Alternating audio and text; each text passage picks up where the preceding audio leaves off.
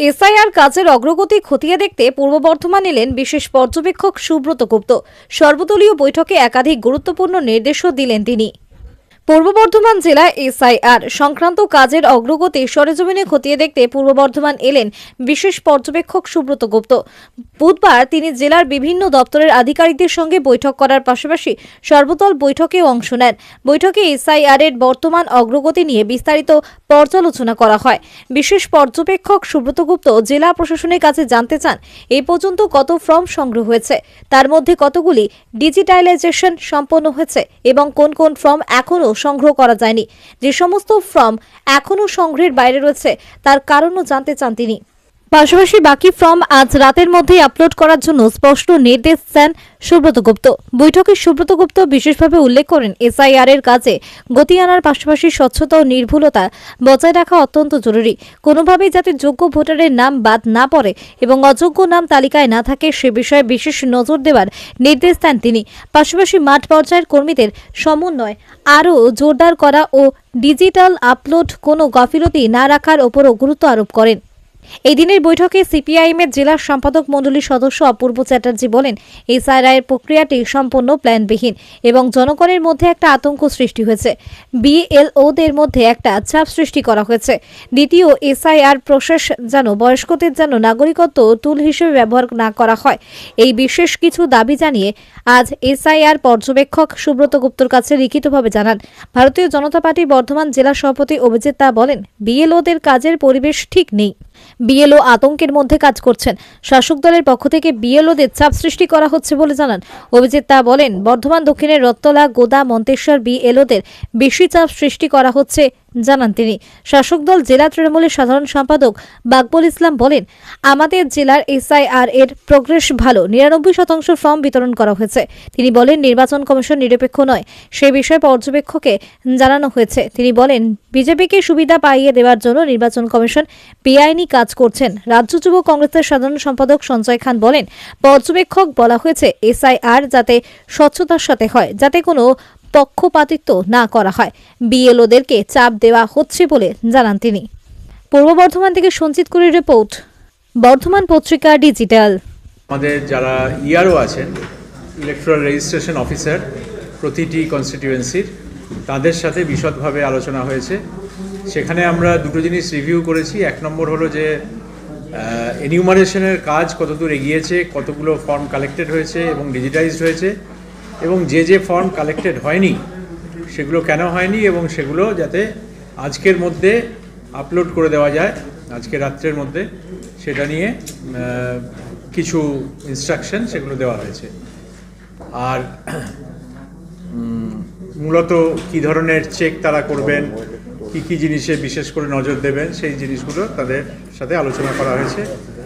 আমাদের যা অ্যাসেসমেন্ট সেটা হলো যে এখানে কাজটা সিস্টেম্যাটিক্যালি হয়েছে এবং আমাদের ইআরও যারা আছেন তারাও চেষ্টা করছেন যাতে সম্পূর্ণভাবে ত্রুটিমুক্ত রোল তারা তৈরি করতে পারেন আগামী 7-8 দিনের মধ্যে। সেই চেষ্টাটাই হবে, এটাই আমাদের লক্ষ্য, এটা ওনাদেরও লক্ষ্য।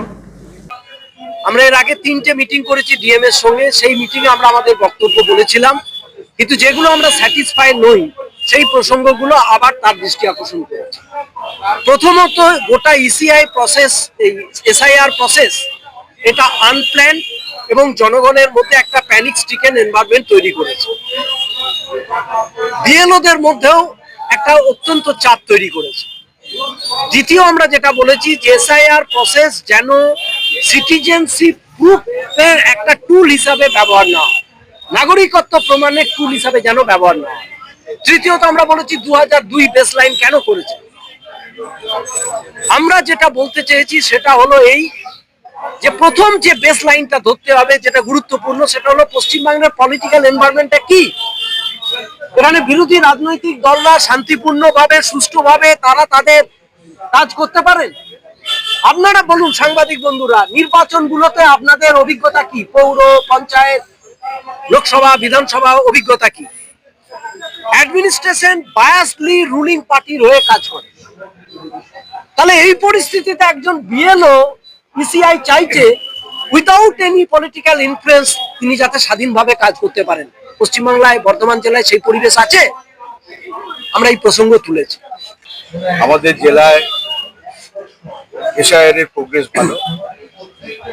আমাদের প্রায় 99% হচ্ছে ফর্ম ডিস্ট্রিবিউশন হয়েছে আর 94% ডিজিটাইজড হয়েছে।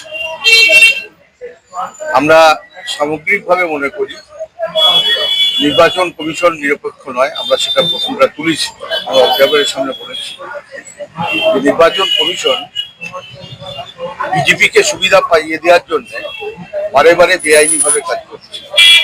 এখানে যে এসআইআর এর যে কাজ করছে বিএলওরা, বিশেষ করে ফিল্ডে যারা কাজ করছে, সেখানে কাজের পরিবেশ ঠিক নেই। কাজ করতে গেছে ভয়ের পরিবেশে কাজ করছে। শাসক দলের তরফ থেকে তাদেরকে বারংবার চাপ দেওয়া হচ্ছে প্রভাব খাটানোর জন্য। বিশেষ করে রথতলা এবং গোদা, বর্তমান দক্ষিণের এই দুটো জায়গার কথা উল্লেখ করেছি, মন্তেশ্বরের কথা উল্লেখ করেছি, ভাতারের কয়েকটি জায়গা রয়েছে যেখানে বিএলওরা অত্যন্ত প্রেসারের মধ্যে রয়েছে। বিএলওরা যদি সুস্থ পরিবেশে কাজ করতে না পারে, এটা দেখার দায়িত্ব প্রশাসনের, কিন্তু প্রশাসন পক্ষপাতিত্ব করে যাচ্ছে। আমরা অনেক অভিযোগ করেছি মেলের মাধ্যমে, সেই অভিযোগগুলোর নিষ্পত্তি এইভাবে হয়েছে যে যারা এই ধরনের বিএলওদের উপর প্রভাব সৃষ্টি করার চেষ্টা করছে, তাদেরকে প্রশাসন থেকে চেপে যাওয়ার জন্য বলা হয়েছে। কোনো আইনত ব্যবস্থা নেওয়া হয়নি তাদের বিরুদ্ধে। তো আমরা বিশেষ করে ওনাকে একটাই কথাই বললাম যে আমরা কেন, মানে আমাদের অল বিরোধী যারা পার্টি আজকে এখানে অ্যাটেন্ড ছিল, সবাই একটাই কথা যে যেটা এসআই যেটা হচ্ছে সেটা যেন ফুলফিল হয় এবং স্বচ্ছতার সাথে হয়। সেই স্বচ্ছতার সাথে যেন করা হয়, যেন পক্ষপাতিত ভাবে না করা হয়, এবং যাতে বিএলওদের চাপ দেওয়া হচ্ছে, বিএলওরা বিভিন্ন রকম চাপ সৃষ্টি করছে, তারা মানে নিজেরা ডিস্টার্ব যেন ফিল করছে, সেটা যেন না হয়। তাদেরকে একটা সুযোগ দেওয়া হয় এক। আর এই যে ফর্ম গুলো, সেগুলো যেন প্রপারলি আমাদেরকে কি গাইডলাইন দেওয়া আছে যে এরা বিএলওরা এরা নিজেরা কিন্তু বাড়ি বাড়ি এরা কালেক্ট করবে। কিন্তু আমরা কি দেখছি, এক কাছে 50টা 40টা ফর্ম কিন্তু এরা যে জমা দিচ্ছে কোনো পার্টি অফিস থেকে, কোনো ক্লাব থেকে।